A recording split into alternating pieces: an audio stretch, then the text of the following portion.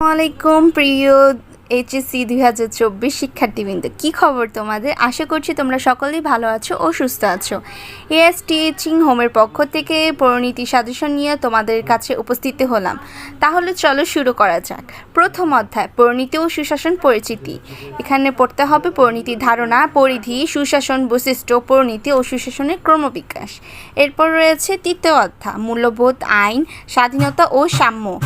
এখানে পড়তে হবে মূল্যবোধের ধারণা, শ্রেণীবিভাগ, মূল্যবোধ ও সুশাসন, আইন, আইনের শ্রেণীবিভাগ, স্বাধীনতা ও সাম্য, শ্রেণীবিভাগ, গুরুত্ব, গণতান্ত্রিক মূল্যবোধ, সুশাসন ও গণতান্ত্রিক মূল্যবোধ। এরপর রয়েছে পঞ্চম অধ্যায়, নাগরিক অধিকার ও কর্তব্য এবং মানবাধিকার। এখানে পড়তে হবে অধিকার ধারণা, শ্রেণীবিভাগ, বিশ্বায়ন ও নাগরিকের অধিকার, বাংলাদেশের তথ্য অধিকার, আইন, কর্তব্যের প্রকারভেদ ও মানবাধিকার। তারপর হচ্ছে ষষ্ঠ অধ্যায়, রাজনৈতিক দল ও নেতৃত্ব ও সুশাসন। রাজনৈতিকের দলের ধারণা, সুশাসন ও চাপ সৃষ্টিকারী গোষ্ঠী, নেতৃত্বের ধারণা, প্রকারভেদ, প্রয়োজনীয় গুণাবলী। এরপর রয়েছে সপ্তম অধ্যায়, সরকার কাঠামো ও সরকারের অঙ্গসমূহ। সরকার কাঠামো, আইনসভা, আইনসভার গঠন, ক্ষমতা, কার্যাবলী। বিচার বিভাগের স্বাধীনতা, আইন শাসন ও বিচার বিভাগের পারস্পরিক সম্পর্ক।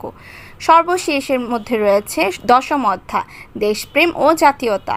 জাতীয় ও জাতীয়তার ধারণা, উপাদান, দেশপ্রেমের ধারণা, জাতীয়তা ও স্বদেশপ্রেম। এই হলো আমাদের পরিণীতি সাজেশন। আশা করছি তোমাদের খুবই উপকারী হবে। আবার আমরা ফিরবো নতুন কোনো বিষয়ের সাজেশন নিয়ে। আশা করছি তোমরা সকলে ভালো থাকবে, সুস্থ থাকবে। আল্লাহ হাফেজ।